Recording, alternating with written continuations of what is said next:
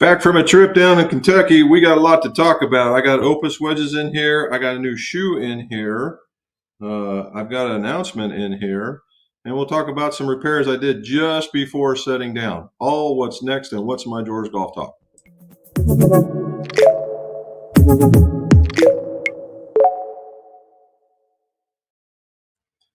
Welcome back to What's My Drawers Golf Talk. Jim McCleary here. And why is it What's My Drawers? Because old club makers and club fitters are tremendous pack rats, and I'm no different. It's about what's in my drawers over in the shop. And what is it? We do golf club repairs, we do golf club reviews, and golf club fittings, all so your scores can go low. If you would, do that like, subscribe, all that stuff across the bottom. Matter of fact, here's a reminder. Boom, there you go. Like, subscribe, hit that stuff across the bottom. Tell your folks, tell your friends, even maybe not your friends, and have them subscribe. And we can go on.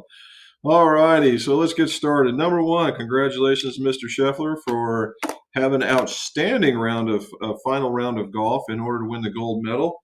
Makes the U.S. proud. And man, tell you what, a whole bunch of stories on that last round, right? And I'm not going to go through them all, but there was a lot. So congrats to Mr. Fleetwood and Mr. Matsuyama for winning, and our condolences to those guys that were in the lead and did not even get on the podiums. So we'll leave it at that. There was a discussion I heard in Sirius XM on the way in today that one of the golfers is South Korean, and it turned into, if you win a gold medal, that you get your military services abdicated. So, but it turned into, here's a question: if you had a green jacket or a gold medal, a green jacket or a gold medal, which one, and you had to give one back, which one would it be? Heck of a question, right? Heck of a question. All right, so let's get started. We did a lot of work before leaving. Miss McGolf made me, and we got some stuff done for a young man who was quite the golfer. We made him an inch longer set of clubs. Made him a particularly special putter, and did quite a bit of stuff like that for getting kids, because it's now getting into golf season here in Ohio, and so we're seeing a whole lot of last minute parents trying to get stuff done. In fact, one of the repairs was a dad walked in with a 60-degree wedge, a Titleist wedge, and no shaft, and wanted to put one together for his son. So we dug around and we found a shaft pull that I used from removing from another wedge, and had to take the ferrule off because it did not match, and we got that one glued. Which takes me to the next one, and we're talking about ferrules. So here's a club maker tip. So I got a very old ping very old. It's old by comparison. Older ping to reshaft because the shaft came off of the head. Now, the pings of the day, and I believe it's like a 4, might even start with a 4, might even start with a 3. Anyway, it's not adjustable. It's a bonded club. And he brought it, and it was sticking about this much up out of the hosel. So working it out, and I got it, and there was a whole lot of shaft in there. And Ping does that in their older clubs that were bonded. They had a tremendous amount of shaft insert. Normally you only see 1.25 inches. This was easily 2 inches plus. Okay, and what they did on this one is much like they do in their irons right now is, so this hosel is much, much bigger than the shaft will allow. And it would, if you just stuck a 335 in there, it would just wobble around like nobody's business. You go, oh, I got the wrong shaft. No, you really do have the right shaft. What they tend to do is on pings, they have that little plastic cup that goes over the end of the shaft to suck up as a shim, to suck up that little bit, but it only takes up this much. Then it goes all the way to the top, and it has a special ferrule. And that special ferrule has a very long shoulder in it. And that shoulder, this is where it comes from, is a centering ferrule. So now you got this thing holding at the top, something holding at the bottom, and all this open air at the bottom. And you're like, well, you throw a whole bunch of glue, you'd be good to go. Well, that'd be an incorrect statement too, because epoxy really, really likes to be thin. It doesn't work really well when it's thick. So you got a problem. So as a club maker, you got to figure out, well, how do I go back and get it? I haven't seen, this is the first time in a long time I've seen one of those plastic cups. They do make the ferrule for that, no problem. But how do you get it in there, right? And specifically when you go to clean it out, normally those hosel brushes tear up those cups if they're left in the bottom. And rightfully so, because normally they're all banged up anyway. So you're going to have to take it out. So what do you do?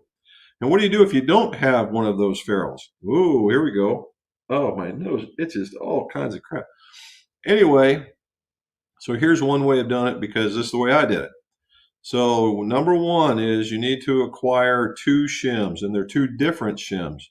One is what they call a universal shim, and the universal shim has a ferrule on it about somewhere between 3/8 and a half an inch. And then it has this extra stuff on the bottom, and it's cut out. It's not a solid, almost like a shoulder piece, but there's squares cut out so that the epoxy can move in and out while you're putting it on. Now, what happens here? What that does, that universal shim takes place of the ferrule and any shimming that you might have to use in other applications. In this particular one, it works pretty decent. It takes up that extra long shoulder, and then what you have to do is you get the other one. It's a brass shim, and it's a 335 to 350 shim. So what you do is you get your glue on you get everything cleaned up, you get your glue on your shaft, slide the universal shim down, get it to the right length that's for installation, put some more glue on it, put the brass shim on it, put some glue around that, and then maybe a dab inside the hosel, and then work it gently until you get it all the way back together and get it all set up nice and neat, and then wipe off all your excess because there will be some. The idea is to fill the void, right?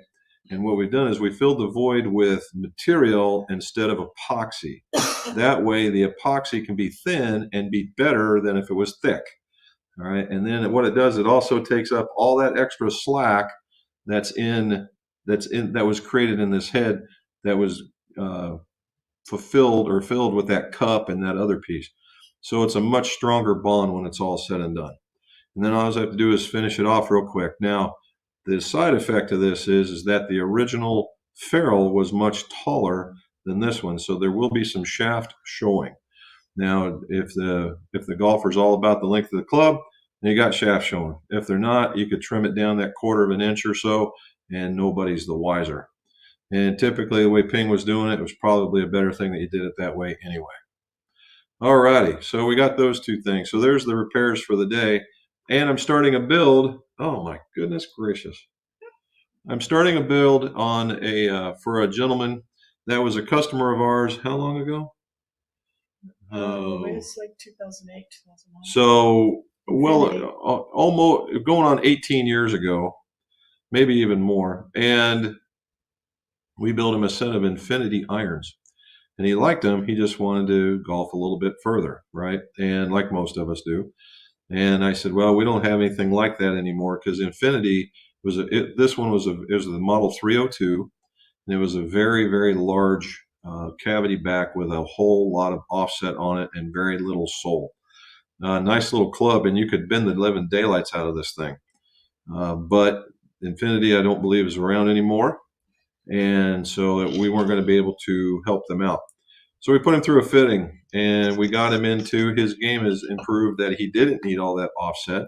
And now we got him into a set of Mizunos, the 923s, and we're going to put some VRTX blacks. You're going, Jim, what's a VRTX? Well, it's a Club Makers Project X shaft, and they come in various weights from, I believe, 50 all the way up to 80. And they have extra long tips so I can mess around with flights and that kind of thing on them. So it's a Club Makers shaft on a Project X platform. It's actually quite nice. All right, and that's what we got going on. So go through there. So we take off with this first. One of our very first, one of our middle collections. So we went on a trip down to Kentucky, and yes, it was on the Bourbon Trail. Mrs. McGolf said, "Yay, let's go." No, she didn't. She says, "Okay, we'll go." And actually, I think she enjoyed the trip. Anyway, went to Evan Williams, and Evan Williams was sharing space with Heaven Hill, which is Elijah Craig. And for those of you into it, Elijah Craig, I got the B batch, and it's 130 proof. So this stuff is going to be pretty hot, I think. We'll see.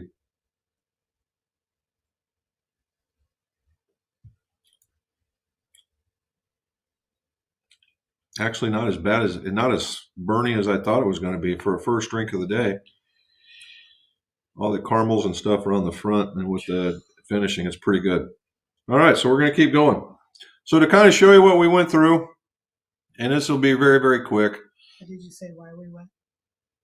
No, I did not say why we went. Why'd we go?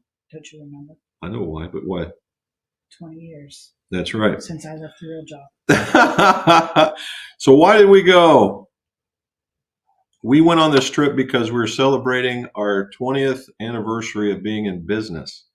And in August, it was this is our time frame. Yesterday. And as a matter of fact, it was yesterday. So 20 years in business at McGolf. Mrs. McGolf gave up her job as being a paralegal and took over running the business. And we've never looked back. And so far, so good, to the point we're going to be in pretty good shape here at the very end. So here's a salute to her. There she is. She's sitting next to us. Okay, so a couple of some pretty good some good news. Number one, everybody knows I'm a squares guy, right? I like squares. This is not a paid advertisement. Although squares, if you want to watch this and contact me again, we can work something out. Anyway, they had a patriotic thing. So the red, white, and blue, that goes with the Olympics. How about that? Red, white, and blue, and this is a mesh one. I don't have any mesh ones. All mine are solid. So they're supposed to be breathable, and got the little pull tab to pull them on, and they got the red, white, and blue on the bottom, and these things are massively comfortable as far as I'm concerned. And then I like the blue. I do like the shoelaces of being a different color than white for most part. And then if you see these little squares, those are silicone squares, and they grab the shoelace so it doesn't want to come untied, which was always a nemesis of mine. And there's plenty of shoelace. All right, and these are 12s, and there's plenty of room in the toe box. And if you go back and you look, I actually did a video on them that where there's a science to this, okay? There's a science to the way that they're made. There's a science to the weight of this, and it does improve your golf. And I did a video on it. So if you want, go back and look at the squares. But I really kind of like this. It's not overstated. And if you're, red, white, and blue and being a veteran, it was a home run for me. All right. So we'll put that back. All right. Second, I don't remember if I told you last week, but the Opus wedges are out. Dan told us about it beforehand. He's got that insider information from Callaway. And so my left-handed demos came in about 2 hours ago. And so here's what they look like. Here we go. Look, get a little closer for you. There we go. You see the brightness. So this is at a high polish. There's a stripe in there at a high polish. The rest of it is at a satin finish.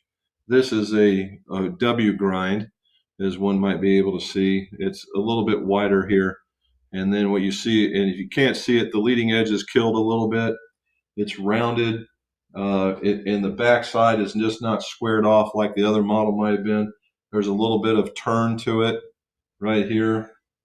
If you look, it's narrower here and thicker here, so there's a bit of a bevel or a curve there. And then it has a milled face. There we go. There's a milled face. It's clean. For those of us that have got the full grind, this kind of looks or the full face, this looks kind of weird. But it's a good looking head. It's very, very clean. I've only set up to it maybe a couple of times, but it's it's not like when you get to a wedge that's 56 or 60, looking at the top line is pretty much a moot point, right? Because number one, you're not going to see it unless you're hooding the snot out of it. So you shouldn't be looking at that. So what do they have? They have a standard grind. We'll see that here. You got the W grind. Put that over here. They have they have a standard grind, and they also have a black coating on it. So here's the black. This is the right-handed model. Okay, you see where it's all the stuff that was shiny is now a little lighter color of the dark. And then this is the S grind, and there we go. And the S grind is basically as simple as they come. Now, if you look at it, there's a little bit of heel relief. There's a little bit of heel relief here, not much toe relief, and it's got a really nice curvature. It's not a super radius, but there's a radius in the backside and a little more of a flat on the front of this radius, and again with a rounded leading edge. So this could be a very utilitarian type wedge. So if you're golfing a lot of different areas where the hard pan might be different in one place than it is another, or the rough is a little thicker and you're like, wow, one would work, one wouldn't, this one would. And there's various bounces. All right, this one is the C grind, which if you guys know anything about Callaway, this shouldn't surprise you, but the C grind is a low bounce model. And if you can see, and we're going to do a video on these guys, so don't get, hey Jim, I'm not seeing too much, but this is the C grind, in my opinion, is a little bit wider sole. It's very similar in the wide sole, except for there's a massive, there we go. You see that? There's a massive heel and toe relief. All right, it's just crazy. So if you watch my hand, so it starts here, goes over here like this, and comes out. So there's a big wide spot here. There's a big wide spot on the bottom, but on the heel and the toe, it's very, very relieved. All right, so and very low bounce. This is an 8 degree, which isn't really bad. Between 10 is about average. This one's not bad. So if you were a slider or a digger, sorry, if you were a digger and I'm sorry, no. Yeah, digger. If you were a digger and you were playing some harder stuff, or you had a lot of moguls, this could be a wedge that works, right? And there's the right-handed look to it. See if we can get that. There we go. And you see it's got the traditional higher toe on it that goes through there like that. All right, got a couple more. And then here's an S grind in the silver, just so you can see it. You see how it just shows a little bit of the heel relief and not much in the toe box. I say toe box just like I was just talking about shoes. All right, I got 2 lefty options to try, but the last one here, and I'm going to show you the other shafts, but this is the T. This is new, and the T is an even lower. Well, so let's say the C is not a super low bounce, but a lower bounce with more heel and toe relief, slightly wider sole. The T grind here, and the T grind is special. All right, the T grind is a low bounce. It is a 6 degree with a truckload of removal. And the truckload of removal starts here and just goes like this. That's the soling area. The rest of this stuff is all beveled back, and you can see where my fingers are going. This is all beveled back. This is the I want to hit a flop shot and see if you look like that and see how open that gets, and that front end don't come up very much. That's for this kind of stuff, for that what I like to call the artiste, right? The artiste in it. Okay, last thing we're going to talk about, we're going to move on and try not be a commercial.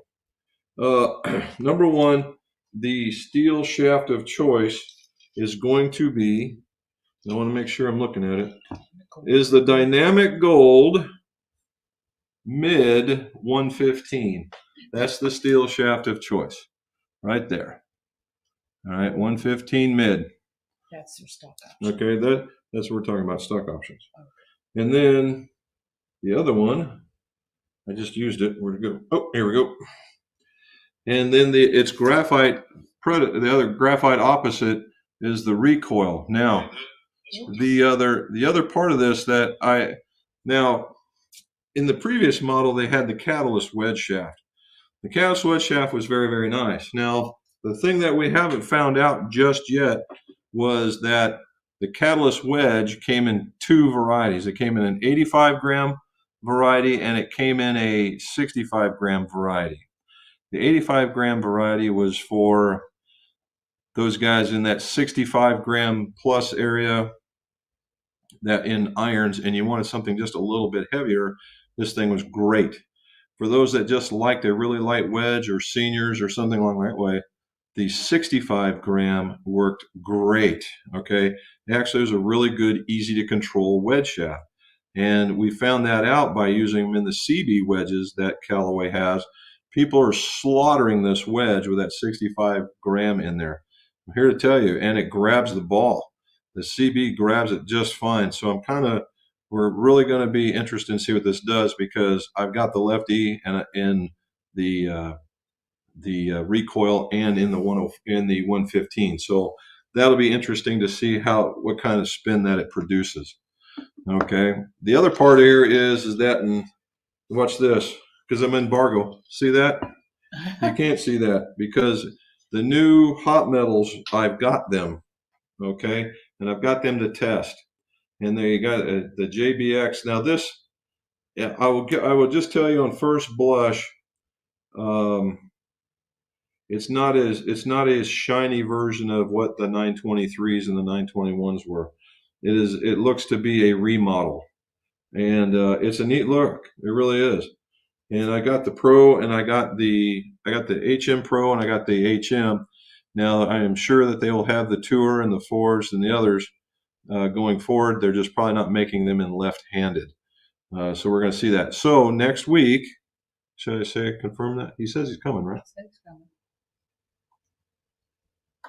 So next week on this time frame, on this live stream, on this channel, whatever you want to call it, we're going to be talking to a Mizuno representative who is literally one of the guys that's involved with the R&D process.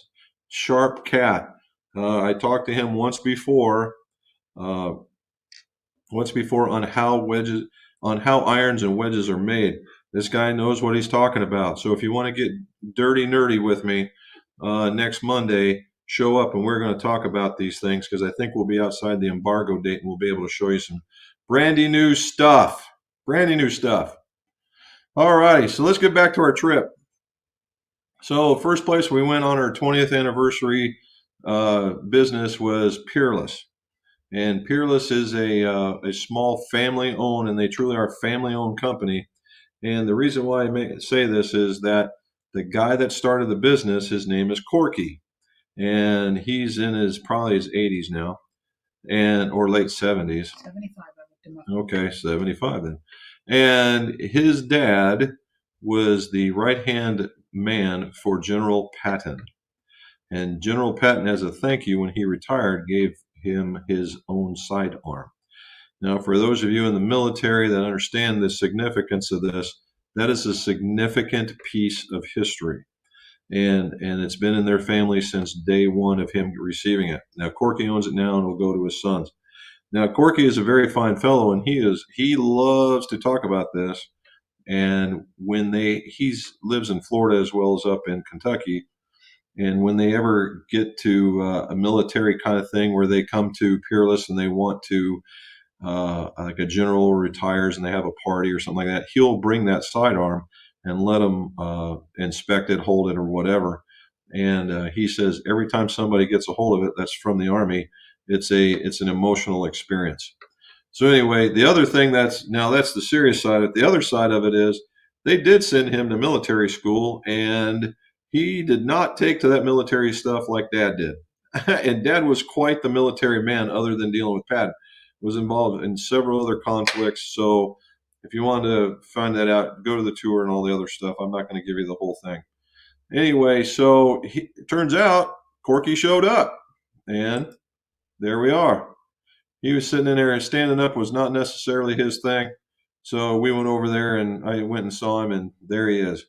He's a very fine man. So when he was in this military school, his roommates were none other than Greg and Dwayne Allman of the Allman Brothers. And the Allman Brothers have a book out of, their life or whatever that might be. And Corky actually is mentioned in that book somewhere.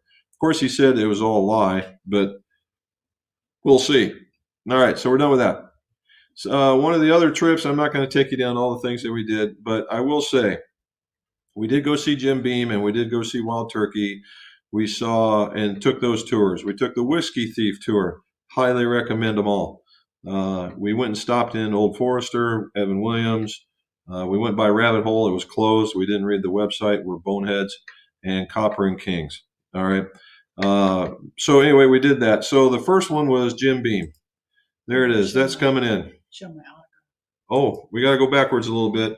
So Mrs. McGolf, when we go do that, one of the deals is when we go on a tour, she gets the opportunity to buy a barrelhead. Now we have a couple of barrelheads, let me tell you. Anyway, Corky signed this. You see that right there at the bottom? There he is. Oh, there it is. Yep, there it is. So he signed it. And to see if it's a barrelhead, look, it got burnt. So, yep, barrelhead. Oh, cool. And so there it is. Got it? Okay. So he was a nice man. He signed a bottle for me, signed that for her. Great guy. All right. So Jim Beam, James Beam. James Beam is one of the, I think he was the third of the Beams to get through there. And as we're going through there, this place is just super nice. If nothing else, just for the fun of it. So let me see. We didn't. I should have had I have an outdoor. There's a statue of him waving his hat back like this, and everybody goes and gets a picture. It's just a really neat farmhouse kind of concept. So you get inside, it's very, very spacious. So we get in there, and somebody goes, "Hey, McGolf." I'm like, "No way." There's this guy right here. And it turns out he used to be one of our neighbors for a temporary neighbor. He's a Canuck, got married to a gal down here, and good guy. He says, go figure, going all, and he lives way north of us now. So see him, that was pretty funny. All right. So we get on the second balcony, and there we are. There's just all kinds of photo opportunities in here. Anyway, so we do the tour. You go to the Ruck House, and here's probably one of the most iconic pictures ever in the world of whiskey is the Ruck House. All right, that's the James B. Ruck House. Quick story on that one. They had already recircled around and replaced some of the barrels, and they said they don't let them out there for very long, or at least X number of years. And the ones that we got were in 19. That the largest percentage of them were in 19. So that makes them 5 years, and they don't want to touch them until they're 6 or 8 or more. And there was a whole bunch of. If you look down at the bottom row, they say, "Oh, those first couple of barrels, they're there because all the stuff falls on them." I said, "Nah, that looks way too old for that." And so I got my head stuck in between the columns where they're holding them, and I moved it around. And it turns out that thing was put in there in 11. So that was a 13-year barrel sitting there. And so that wasn't too bad. All right, onward and upward. And we went to Stitzel and Weller. And I'm not going to bore you with all the details, but Stitzel and Weller is where Van Winkle comes from and a lot of different things. Anyway, this is a portion of their older still. And if you can, that's like 3 human beings wide. This thing was at least a 4-foot diameter still, and cranking out all kinds of product. And then we get down, and that's the big guys, right? And we did some for Wild Turkey, same thing. They're adding on there. I mean, they're talking about tens of thousands of barrels in a day. So it's just crazy what they're doing. Nevertheless, we went to the other side, the Whiskey Thief, and this whole guy set up right here. The still, all their cookers and all that stuff's all in the background. Now, the cool part about this is they're super casual. Take your time, do what you want. And the idea of it, the Whiskey Thief is the thing that you take the whiskey out of the barrel with if you want to sample it. He has 5 barrels lined up, and you can taste them all, and you can walk away, or you can make a bottle of your own, and we did. And there we go. So last bit of this, and we'll get moving. We were there and at the end of Louisville, and for those of you that are car guys, the National Street Rod Association was there, and they had a gathering of no less than about 10,000 street rods. And when they mean street rods, they initially meant the 30s and 40s, 20s, 30s, 40s kind of stuff. But now those guys are dying off, and so now it's a little bit different. So a lot more custom cars and that kind of route. And there was a handful of guys from Middle Tennessee, and they were all extraordinarily cool. Staying at our hotel. staying at our hotel. So this one is 67 Camaro. We talked to the guy. He bought this new. He's owned this car since its inception. He's repainted it, obviously, and he kept it up, and he opened the hood for me, and we went all the way around it. It was something else. And the guy was just generally cool and wanted to talk cars. And me being an ex-car guy, will say I was able to stick with him for a bit. This one is a 57 Bel Air. And if you can take a look at that bad boy, the paint's basically perfect on this guy. And he modernized it. He put disc brakes and stuff in it, and it had the, for those of you that are into cars, he had the boot on the back, which was a spare tire that it sits like this, and it was kind of that Cadillac look. And when you want to get in the trunk, you got this whole assembly just leans back and allows you access to the trunk. It's very neat. But those two guys, this one and this one, they drove to this thing. They didn't trailer it, they drove it, which is absolutely more impressive than anything else. Then we get to the other side of it. For those of you, that's a Blazer, an old Blazer, a 70s Blazer. That thing is super sharp. And then there's a C10. Bless you. Bless you. Pardon me, a C10 with a $13,000 paint job. That guy was all proud of that one. And just super cool cars. And then last but not least, a Woody. This thing was basically in perfect shape, and then right next to it was an actual roadster. So it was really neat. So there we go. So it was a very eventful time. Walked away with a lot of experience. It was a good time. If you guys ever go down there, I plan your trip, because these places are so popular. You have to do it at least 2 months in advance, some 3. So be careful when you don't go down there expecting to just jump on a tour. If you do, it's pure luck. Okay, let's talk about some golf now. Did you talk about the 20 years with me? I did. I said it was 20 years. That's how we went down there. There should be something along that lines that you couldn't do it without me. Oh, and I couldn't do it without her. Okay, back to golf. Okay. Matt says, shot 2 rounds, 68, 69 this weekend. Nice. Rate the most important part of the fitting process: length of the club, shaft profile, lie angle are my ideas. Okay. So Matt's been listening to talk about this a little bit. The length of the club for me is number 1.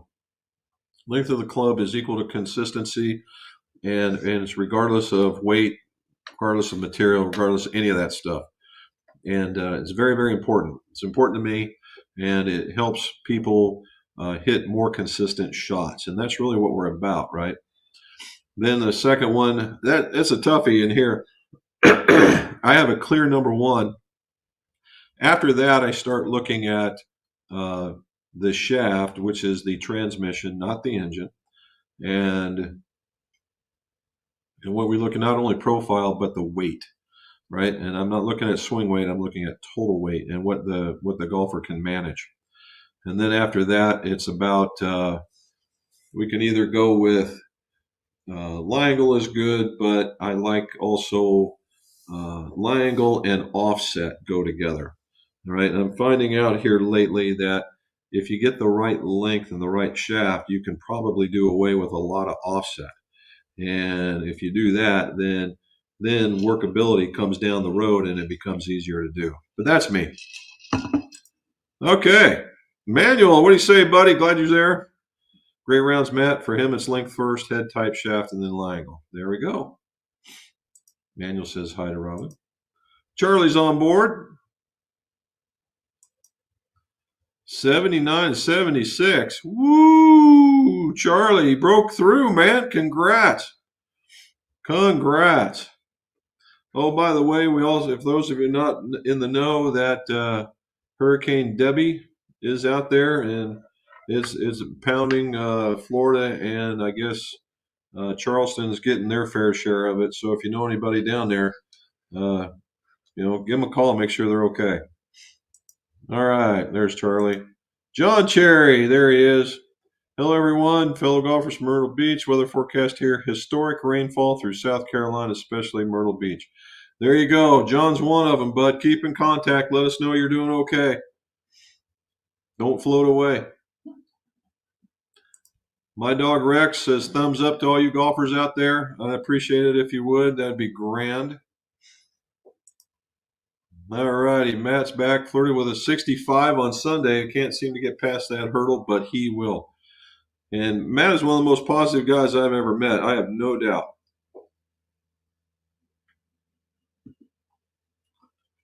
You know, that B batch is way easier to go down than I thought it would be. Wow. Okay. John wants to know a difference between spine aligning and flowing. Okay, that's a good one. Give me a shot. So spine aligning and flowing, they all have to deal with the shaft, right? And so that we're all on the same page. Man, you were just all over it today. I've been quiet. You have been quiet. Now you're not.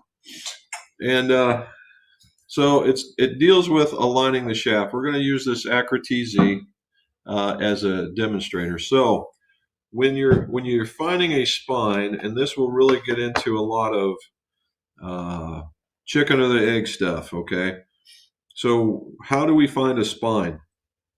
Well, typically when you're talking about steel, what happens is the steel starts out as a flat plate, and it gets rolled over until it comes into a circle, and then they micro weld it. And almost inevitably you can find that, and that's finding that spine. Now, where you align that spine, once you find it, there comes the club maker's argument, okay?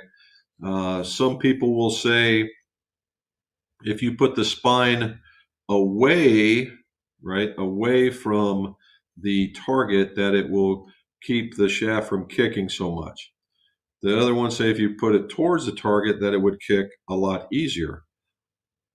I say that I put it at noon, so that because the shaft will bend this way, so that it bends more consistently. I'm not worried about kick point that's already designed into the club. Now, people have that, and some will even put it underneath. Well, okay, everybody's got their preference. As long as they make a good golf club, there you go. Now, and that's spine aligning. Now, flowing is flat line oscillation. And flat line oscillation is exactly what it sounds like. You can take a laser, and you hook a laser here, and this is in a jig somewhere, or a handle. I use my frequency machine, and you put a laser here. Now, what some people will do is they'll put a rounded weight in here, so everything is cylindrical, and then they'll put this laser here, and then they'll twang it, and it'll go up and down, up and down, up and down. Well, what that does is this flat line, if you don't have it in the right spot, will oval. Okay, it will oval, and sometimes it will go up and down, and then it'll start going up and down like this, and then it'll stop, and then it'll start going back around the other way. That's after a series of oscillations, but what we're looking for is, in whatever direction you twang it, if you twang it down, that you want it to go straight up and down. Or if you're trying it sideways, you want it to go straight up and down this way. All right, so now the thing here is, that's okay with the cylindrical if you're just testing the shaft. If you're making the club, the golf club is not cylindrical. In fact, if it has a lot of offset, will throw off how this flat lines. You'll be very, very close, but you need a little bit more help because the center of gravity of that club is moving around. And so I use the club, and then I go to find that flat line because I twing down to make it go straight up and down. Now, there's arguments out there that it doesn't matter. There's arguments out there, there's justifications out there that that it doesn't matter, that it only twangs once, and more power to you out there. That's not a problem. But the thing is, and I will say this, that if you got it so it twangs in the same direction, that at a minimum, it makes a very consistent golf club. And there's even arguments to that, is like, how can that possibly be if it always goes up no matter where you align it at? Well, I would say that's poppycock, and that you need to, and that a person that grabs the golf club will pull down, and depending on if they're this way or that way or whatever, has a bigger opportunity to influence that. And when I take a lot of that influence out, consistent club. So there you go. That's the difference. Now, what do? I find the spine, I try to put it up at 12 o'clock, I put the head on, and then I flow it. And that becomes what I call the analog version of the digital puring. Okay. Phil K, he's in Austin. You're not wet yet, right? So I tell you what, up here, it is hot. That storm is pushing all that Myrtle Beach and all that Florida weather straight up here. And I'm telling you what, take it back. This thing it's thick, it's hot, oh my God. All right, so that was me crying. All righty, there's Matt saying hi, Robin. And there's our conversations back. Hello, hello, hello. Brody, what do you got, Brody? Shot a personal best 71. Nicely done. During the men's league, this brings up the question, is the new equipment out there really better than the old equipment? Well, Brody, the right answer is, it depends. Okay. For instance, this gentleman that I fit, that was from, 12 to 16 years ago, and he went from Infinities to Mizunos. Do you think it's better? Right now, it's not because of the brand, because Infinity made a very nice golf club, or a very nice head. It all depends on the person, Brody. And what I'd like to tell people about that one is, in today's environment, back in the day when the computers were not so involved, for each individual golfer, you might see a technological advance about that, a technological advance that impacted you about every 8 years-ish, right? 7 to 10, but 8. 8 years, about that time frame. Now, with the age of computers and things are zinging back and forth on the electrical highway, that number has been reduced, and now that number is probably closer to 4 to 6 years. All right, and that you will see some level of technological advance that will impact you. Now, does that mean that if you bought, again, since we talked about Mizunos, or even for that matter, Callaway, it doesn't matter. If you bought a 921, so a 21-year model, and of a hot metal or hot metal pro, would you have seen a market uptick in the 923s? The answer is no. Okay, they look very, very similar. It was a matter of metal changes for that. Okay, now we're here 6 years later in what I'm sure will be called the 925s, right? There'll be the 925s. I'm looking at it. See, there it is. And the 925s, and this looks different. There's a lot of the metal has been moved. The soles look different. The approach of this thing looks different. And so, yeah, there's something there that maybe, just maybe, might be better for you as the golfer, right? Maybe it might take that 8 years. Who knows?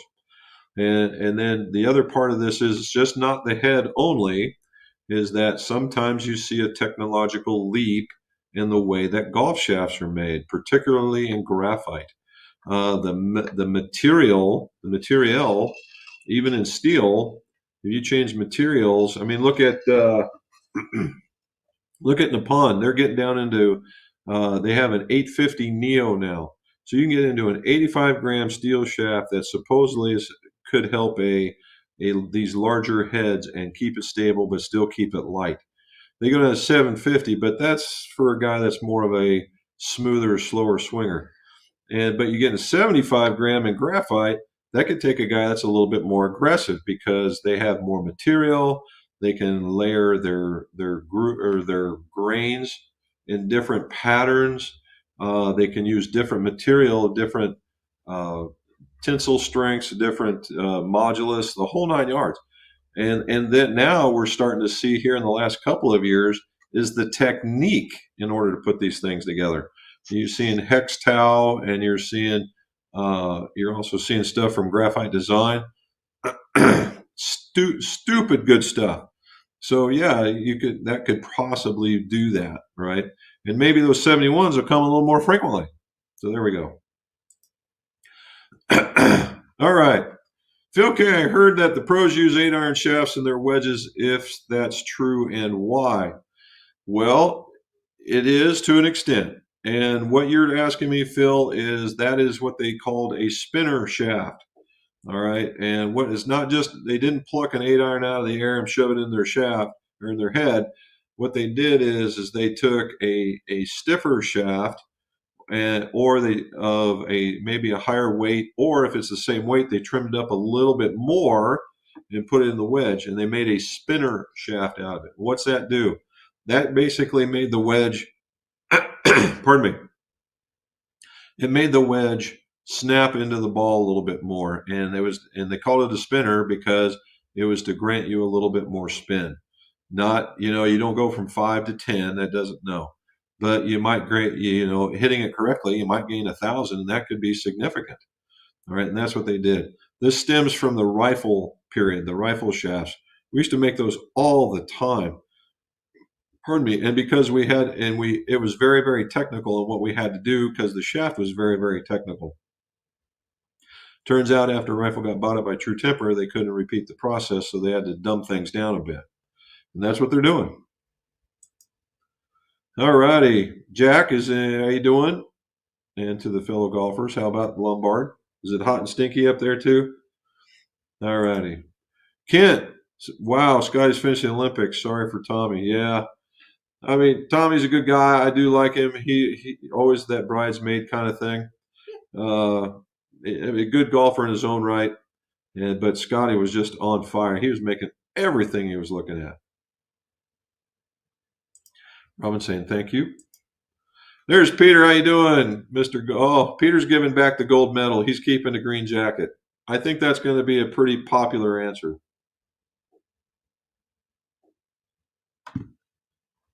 Now, if I had 2 green jackets, I might give the green jacket back. Mark Nett says, give the golf back the golf medal. You better. Medal yellow first.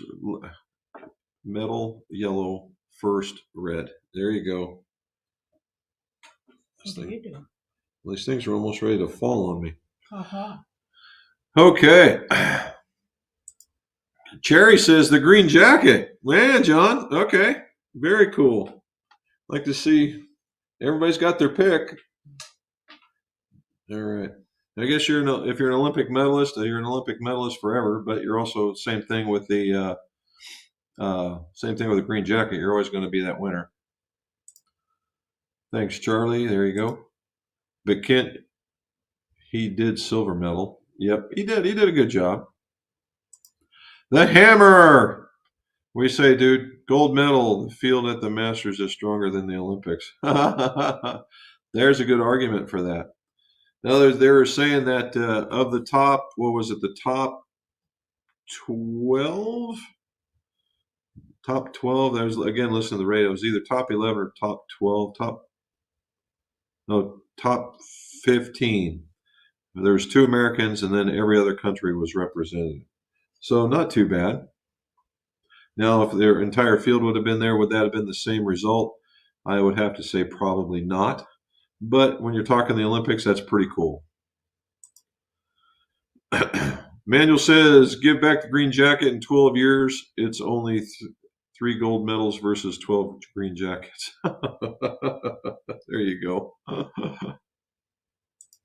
Hola, Mr. P. How are you, sir? Glad you're on. Matt's giving back the gold medal. Rethought my answer. I would keep the gold medal because of what it represents to my country. Well, okay.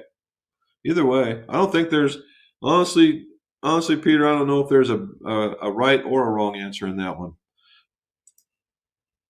There's Lawrence. How are you doing, bud? Matt's still saying the gold medal. Kent says he did. Charles, still feel bad for him. Funny thing, Rory did his usual blow up as he really does need to sack Harry Diamond. Oh, I think he needs to go back and go see the instructor and do some chipping. All right. Charlie, did you play this week, Peter? No, he didn't say if he did he? Hi, Peter. Sorry, we won't be in Myrtle Beach this Labor Day. We changed it to St. Augustine. Oh, okay. That's us. Yes, that's us. Okay. We're still trying to reserve, being a non-resident. We're still trying to reserve our tea times, and we got a couple at St. Augustine for the Slammer and the Squire and the King and the Bear. Yeah. And then we got one at the LPGA. So we're getting some nice courses in. Charlie, Peters played 9 holes before getting rained out. Not the rain, but the thunder and lightning. Yep, that would get me off the course. Mr. P says, just thinking about that top 700 fitter is a great achievement. Well, thank you. It is. We've been fortunate enough to, since its inception from Golf Digest, we've won every time. And I take that as a great accomplishment considering some of the folks I know that are out there. And it also allows me to put a fork in some of those club champion guys. It's a fun needling, not necessarily a ah-ha-ha needling. I can ah. Because there's only a select few of us now. I hear Peter threatening it as a no-go. I would agree, sir. Ooh, I like that one. I never played the Thunder and Lightning since I saw it hit a tree by light. Oh, yeah. That one, it'll do some damage. Although if you're Lee Trevino, he says throw it up in the air because even God can't hit a 2-iron. Mm-hmm. Yep, there it is, the 1-iron. I thought it was a 2-iron. Either way, it's the same thing as far as I'm concerned. I don't know if anybody can hit those bad boys. Although, that same fella that I put making these new clubs for carries a 2-iron in his bag because he says he can hit it off the deck better.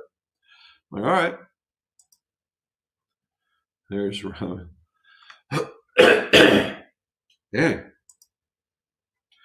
Yeah, the Infinity, man. It was pretty decent. Now they used to have the 302 was not my favorite, but it was a very what we call a super game improvement iron. And it was, if you wanted it needed to have a slightly wider sole. But they had another model down that was really cool. And the way that the heat treated their metal, you could literally bend. It was a cast club. You could bend this thing like 9 degrees. It was crazy. Elijah Craig, one of my favorites. And I tell you what, this barrel proof, man, it's surprisingly good. Oh, went down too well, Jim. That bottle won't last long. You know what? You are correct, sir. There we go. That's what. Not too. There's a little bit left. Steven, what do you say? Drove down to Florida this past week to help the parents with some furniture. Got one round in. Drove back to Tennessee. Shot 82. Tired of driving. There you go. And I like the logo. That's pretty cool. You know, the way that's hitting, buddy, depending on where you drove your parents down to, you might be going back and going to collect them. There we go. Congrats on the 20 years from Jim. Rob made it off. Yep. Oh, for certain. Robin's regripping skills. It convinced her. It was kind of funny. Once she moved here, she turned into the grip master. No, but tell them about the first time I gripped. Oh my. We almost didn't get this thing off. So first set of grips. The very first set of grips that she did, she had to rip off a set of grips. And, you know, I stressed and stressed and stressed about keep your hands out of the way when you got the knife and you're pulling it towards you. That's the reason why you have the apron on, in case it wants to bounce off so it doesn't cut into your material. Hold it the other way and pull away from your hands. Did she listen? In typical fashion, no. And you can't see it, but there's a scar like right there. Okay. And there's a scar, and she cut herself wide open, filleted herself like a fish, and took some stitches, the whole 9 yards. It was awful. But I held it together for like 6 hours waiting for you to Yeah. And she waited back until I got back. It's a tough kid. Al Burnett from the Space Coast, how are you, sir? That 20 years in business and 40 years married, that's a thing right there. And there's Robin telling Stephen, good job for helping the parents. David Jones, thank you, sir. Stephen, those are some respectable rounds, no doubt. 81 after climbing out of the car, I'd say that's awesome. Okay, here we go. The square shoe do feel nice, but I need extra wide, which these do not have. The shoe rubs my feet too much. Really, these are actually kind of wide by design. You know, I don't wear extra wide, but I do wear a wide. I wonder if this is going to follow me. There it is. And these are wider than a typical golf shoe, so your feet can land flat on there. Let's see if they'll get me here. There we go. And so there you go. But yeah, if you need some extra wide, then yeah, I can't help you with that one. Jim, if I had to give back either the medal or the jacket would go. I love the Masters, but I love the USA 10 times more. And when the anthem is played, tears can't be held back. See, there you go, a patriot.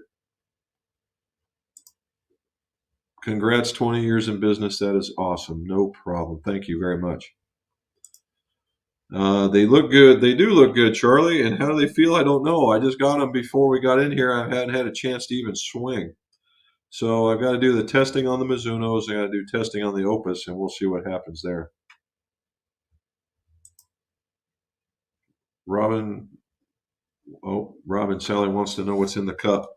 I told her. Did you tell her? Yeah, I told her. Look at here. It's her hippie cup. Hippie cup.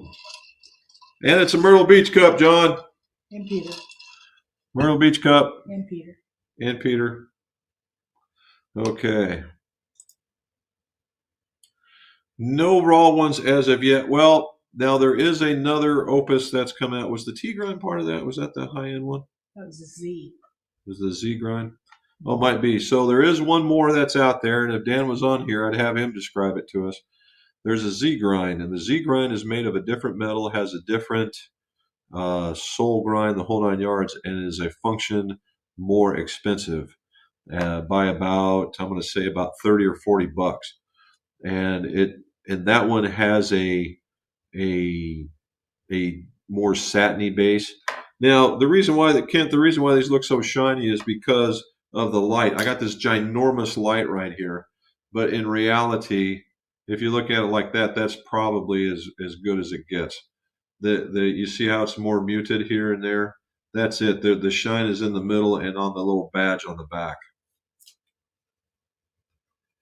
Okay. See about that. You lay those down because they're going to fall. Oh, let them fall. I don't want to let them fall. They're noisy. Okay, vanilla vodka. There it is. Vodka and root beer. Yeah, well, Dr. Pepper. This time. Like you, I'm a Navy vet. Thank you for your service and all the other vets. Same to you, Wayne, buddy. Appreciate it. Go on then. The black does look nice. Yep, it does. It is neat. The badging on it and the lettering is so dark you almost can't read the lettering.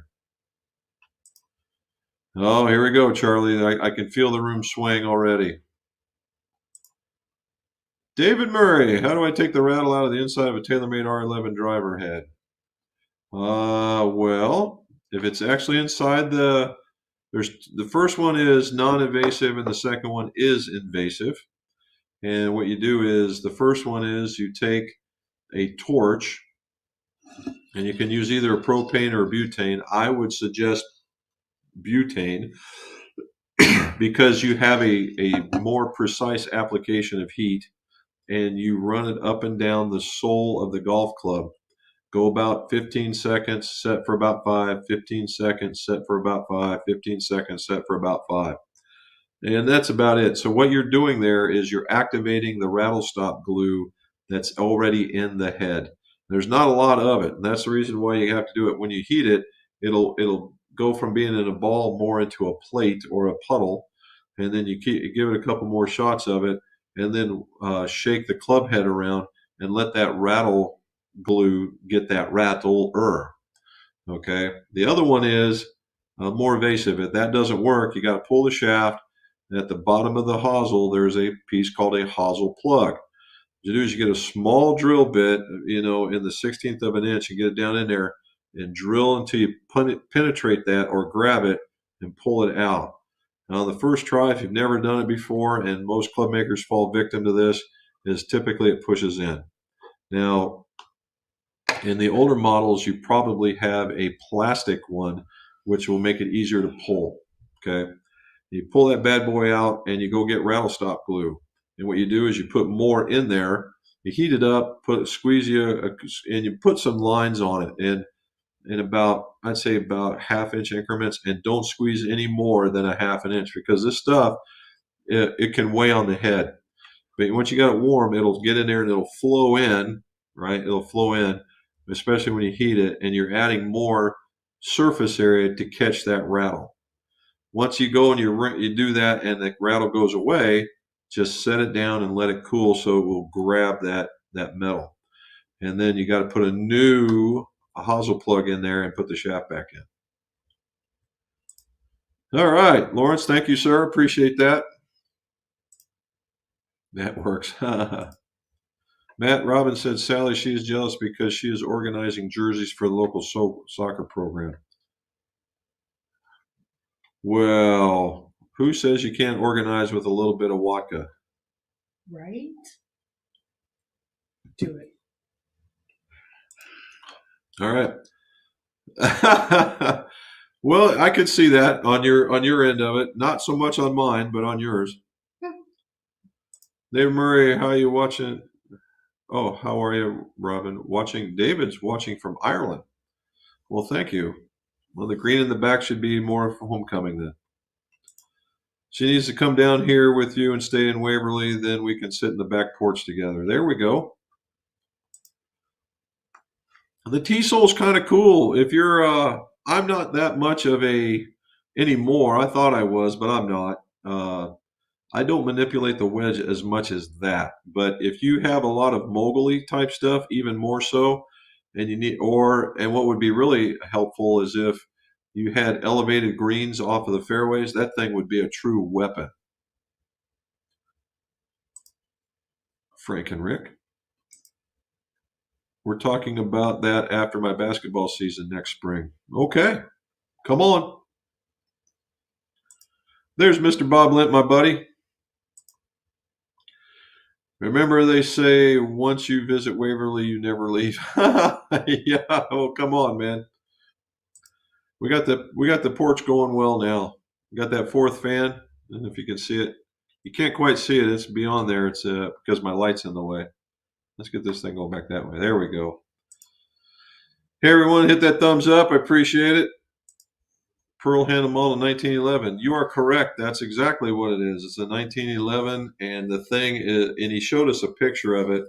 And I am a novice gun guy, but even I know the significance of this gun. And the thing is sweet. I mean, it is. It's sweet, and the historical significance is just crazy high. Dirty nerdy. That's it, man. Already done. There we go. Answering. How many bottles did you bring home? Oh. Don't. No. Oh, yeah. I just said, shh. Look at the next message. Shh. Oh, no. Move on. You're late. I'm not late. 6:33. I'm never late. I'm never late. Cut. I'm never late. Cut. Nope. So Charlie, here's the home run picture. I got two more, but there you go. 10-year Michters, Baumbergers, the book, the barrel proof, and there was a couple extras in there, but very cool. Got a bunch more though. The shelves aren't quite full, but they're getting close. Tell them the YouTube money bought it. Yep. How are those Dynaforge treating you this season? Actually be well, I've played about 3 times, Matt, and so far so good. They've all hit, from the 8-iron down. It's an easy swing. 7-iron up, I just don't have enough time with it. Now I did hit we played at that Crown Hill that we played at, and there was a long I had a long shot in, and it was uphill. I said I clubbed up one, and it was a good idea, and I ended up on the green. So yeah, these are great. Photo opportunity sounds more like sample opportunities to me. Well, that too, bud. I got all kinds. If I ever want to start my bourbon channel, I got plenty of content. Wow, we're thinking about adding on and going pars and pours. What do you guys think?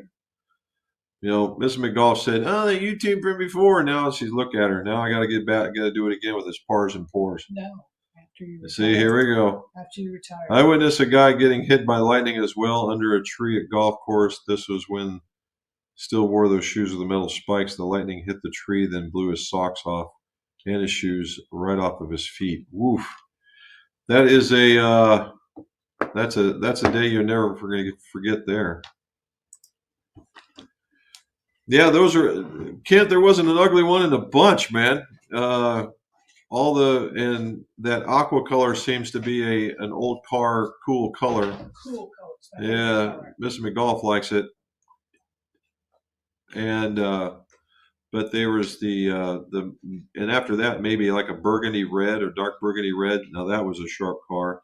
And that Roadster, I asked him if they still had the rumble seat in it, and he says, no, they converted that one to a trunk.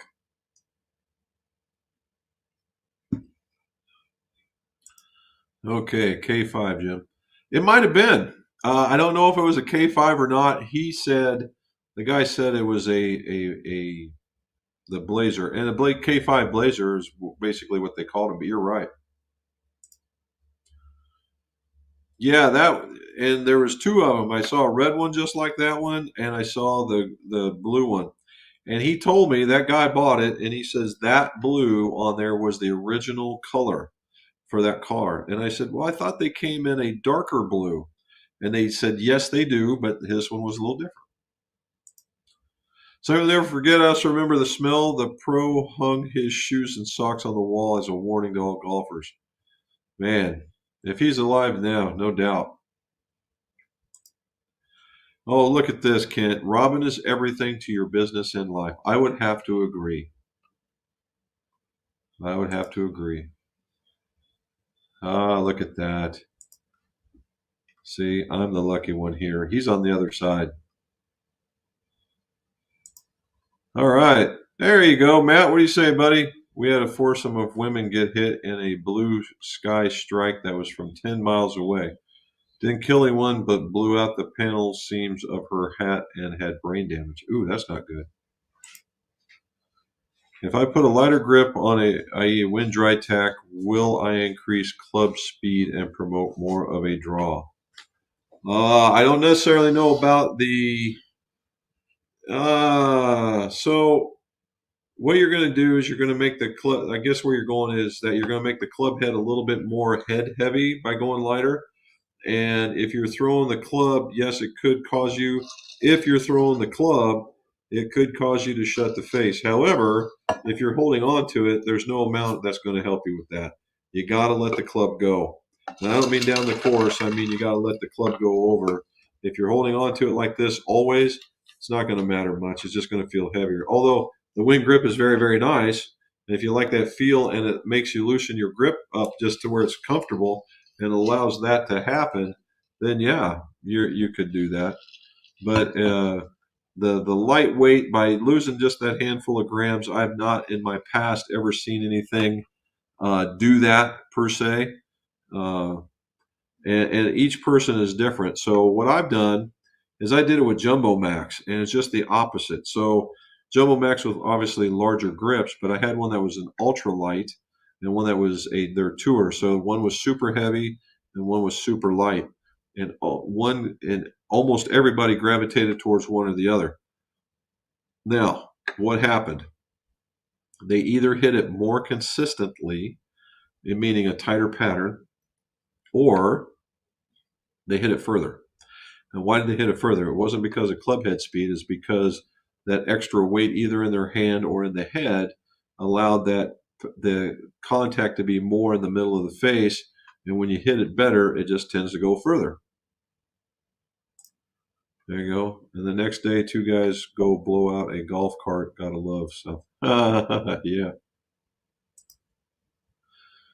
These golfers being impacted by Debbie, quick, allow us to help you and ship your golf clubs and let us know how you're doing well. There you go, Peter. Start a side gig, man. There's the side hustle. There's Matt saying hi. There's Robin saying hi back.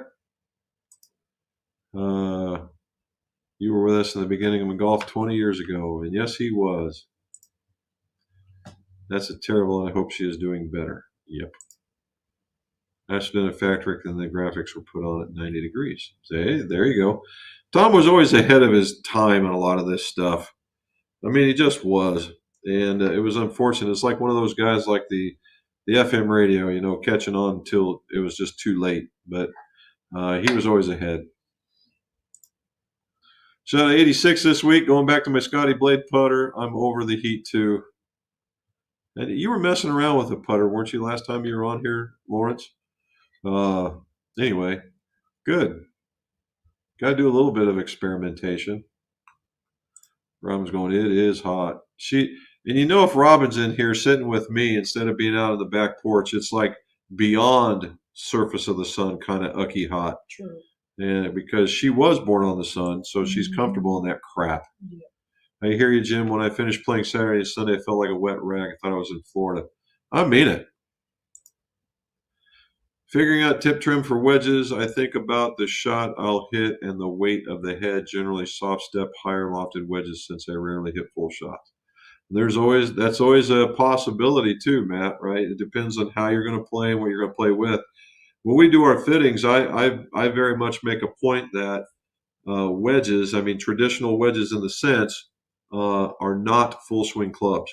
You know, we're talking about the sand wedge and lob wedge. The gap wedge certainly will be a full swing club, but it'll also be a finesse club. And we say, okay, so when it's lighter or when you're not taking full swings, do you like that heavier feel or do you like that lighter feel? And that's where these other shafts come into play. You guys are doing great work, Warren's Golf says. Well, thank you, sir. Appreciate that. Okay, we got Ludwig Drummer 41. He has the 23 P79s KBS Tour shafts. I want to go with a higher trajectory shaft. Any suggestions? Well, if you have the Tour shafts, Ludwig, and you want to hit a little bit higher, although this won't make, you're not going to, you will see a difference, but significantly we'll see. But if you like staying with KBS Tour or KBS product, the KBS 90, or even one of the, I think even the Tour Light might be able to get you where you want to go. Okay. Another one could be the Nippon 950 or even the 950 Neo. They're higher ball flight. These are all 95 gram shafts. And one more. If we're staying in steel, if you're staying in steel, True Temper has a high flight, but for life of me, the name escapes me. I wanted to say the mid, but that's not it. There's a higher loft. Oh, the Elevate. The Elevate. That's a 95er as well. That's where I would go with that one. Right. There's Robin saying hello. Ludwig saying hi back. I misunderstood the question. I would absolutely keep the green jacket. Okay. There's Bill. Bill's telling us congratulations. Very thank you, sir. RS, what do you say, man? And it's from Lou. It's so hot. I got to go home from work and want to take a shower, but my wife used up all the cold water. You don't ever hear that part of it, right? That's normally the other way around. I have difficult considering golf an Olympic sport. No test for accuracy, strength, endurance, style. It's just normal golf. Yeah, I mean, there's some in there, and there's a reason why I was gone, but now we got skateboarding and all kinds of other stuff, so who knows? Roy should go get a lesson off of Dan Grief or Phil for his short game. I think Phil may tell him where to go, though. There's a real possibility of that, Kent.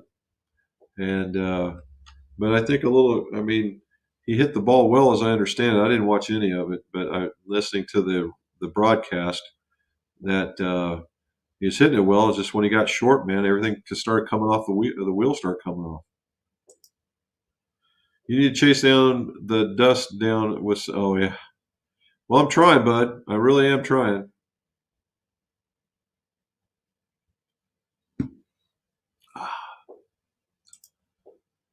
But she didn't give up, Jim, and now she's a master gripper, and she is. She's awesome at that stuff, man. And she's now starting to help me weigh out stuff. She's keeping me in line. I think that's her way of pushing me to go. You got this work to do. You got this work to do. But yep, she's a heck of a partner to have. How long have you all been on YouTube? Let's see. What's up, please? 3 years? No. I just looked up. How long have we It's been on? 2015 is when you started your channel. 2020 is when you went live stream. Really? So 5 years you 5 years, maybe a played little bit around with more. it. I didn't when I opened up the thing in 19, but I really didn't take it too serious. I waited. I said 15. Oh, 15, sorry. 15. I really didn't take it too serious. It was hard and I didn't like it. Uh, and if you look, I only probably put 2 videos out in 3 years or whatever. I really started to get serious until probably the 20s. Pandemic hit. Yeah, we started getting really hot and heavy then. Even then, I said, really? Yeah, and then it was like, YouTube, oh my God, we don't want to do that. Now it's like, hey, this ain't such a bad idea. So I got to break through that barrier every time I do something new. How many years has The something new part is what we got to get over here at the McGolf household. I want to try this. Oh, that's new. Move on. And there we go. And then after a while, oh yeah, that wasn't so bad. I'm glad I thought of that. You're late. And there we go. I haven't given it up 40 years. What? There we go. You didn't answer that. I did. What did you laugh? I laughed. No. You're a trooper, Robin. He says you're a trooper. I know. That cup looks like a tie-dye T-shirt. I think that was the idea, Charlie. Is that she was having one of those. It was probably the hippo. She was having one of those days, I think, and she's like, "Oh, that's pretty cool." No, And there was a place down there. It was we called it the hippie hippo, but it was like the hungry hippo or something. Anyway, it was a place that did like tacos and things like that, and quesadillas and stuff. It's actually pretty good food. Right outside our hotel. All right, here we go. Ivan. Oh man, I'm gonna murder your name, dude. Ivan Del Pozo. There we go. Hello. Thanks for coming on. Lawrence, I would keep the gold medal. Maybe the 4th season of golf, I'd break 80 and I'd be happy with that. There you go. All right, Ivan's got a question. I have 2 light driver shafts, secondhand tour ID 6, but then I have to measure the CPM as 240 cycles per minute. Okay. Gonna keep going. He's got more stuff on here. Yeah, there's 3. With the head of the driver and the same after cut in 1/2 inch for the 3-wood. I think that is not stiff. And one more. I haven't tried yet, but we think it's too strong for a 95 mile/hour swing speed. Okay, so the weight of the driver shaft is more based on how you swing, Ivan. There are light golf shafts out there that are plenty stiff and will hang on to a 95 mile/hour swing speed. Not a problem. The issue at 240 cycles, it depends on what machine you're using, but at 240 cycles, you're probably somewhere. You're probably somewhere in the regular range. Okay. As far as the shaft stiffness goes from the butt. So you might be able to trim just a little bit off the end to stiffen it up. And if you're a smoother swinger, then yeah, it'd probably work really, really good. If you're an aggressive swinger, you're probably going to spray it. I did as you requested, hit the thumbs up button. Thank you, Peter. I appreciate it. Steve McCoy saying the green jacket he's going to get back. Okay. Lawrence says, yes, Jim, I've been using the TaylorMade Spider mallet. It's about an inch too long, and the thick grip it comes with doesn't feel great to me, but I could cut that spider about an inch. Yeah, you could. Yeah, you could. And you could put that grip on that you like. It's all good. Mike Delvesco, what are the simplest tips for a 70-year-old to gain some distance off of the tee? Well, okay, simple tips. If you're talking from a 70-year-old, so some of the easiest ways to get distance off the tee, and you're looking at a guy that's probably not been, is not going to be the authority on it, although I lived it, is get in shape. Okay. Dr. Guidry, J.P. Guidry, is a guy that is a doctor of physical therapy, and he's also TPI certified. And he's written a few articles that make all kinds of sense to me. And it's not just about flexibility, and it's not that stuff you see on TV where they're swinging a rod real fast. It's about gaining strength so that you can swing faster. And he has a line. He lines out a program for you that's individual to you, and get you stronger so you can swing faster. And these workouts, I am here to tell you because I did it. Uh, the workouts are not one of those go to the gym and lift or one of those. You might spend 20 minutes and 20 minutes. If you can give 20 minutes, you can pretty much go to it because everything's lightweight, 10 pounds max, and there's rubber bands, and you do a lot of stretching. So you get into those guys and you should be good to go. Now, if you're not interested in doing that, then the other one is, and if you can stand it, is lighter and stronger. Lighter in the weight, stronger in the flex, or stronger in the loft. And that should get you out there a little bit more. I've had plenty of guys here, but Mike, in the 70s that are in their 70s here, and some of these guys can still punch it out there pretty damn far. And that's because in their 70s, they're visiting the Y and they're doing whatever workout that they think is good for them. And these guys are in shape. I'm here to tell you, man, they're hitting it with me. And so that's pretty damn good. Okay. I have a Ben Hogan at 53 adjustable driver that the head has been broken in shipment. Screw stays in the shaft, not securing the head. Is this head repairable?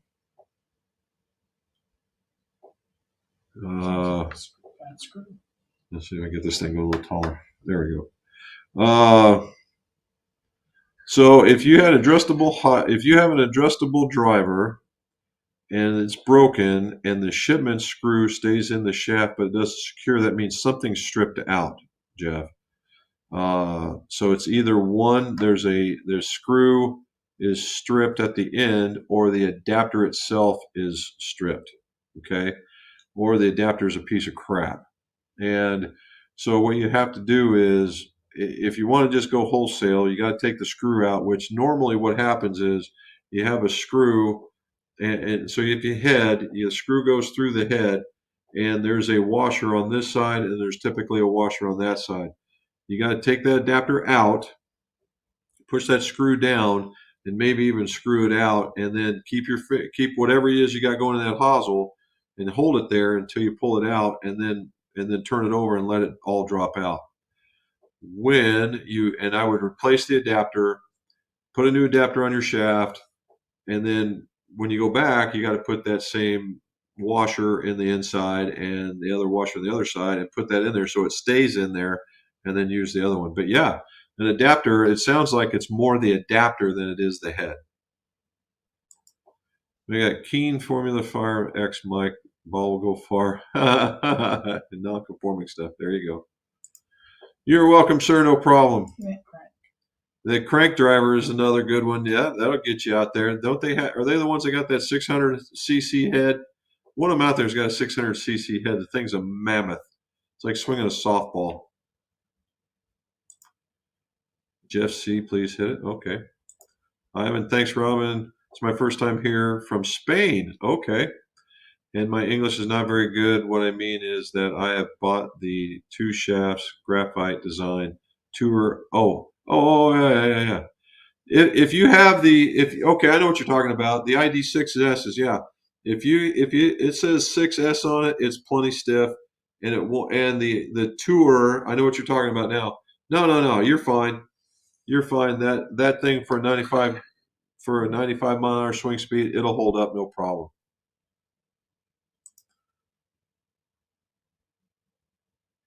Cut. No problem. You're Cut. good to go. Cut. Jeff says thank you. Cut. And Ivan says, I hope the tip stiffen up dispersion because I was looking for. Yeah, that's a good shaft, Ivan. You should be very fine. No problem whatsoever. Good night. Okay.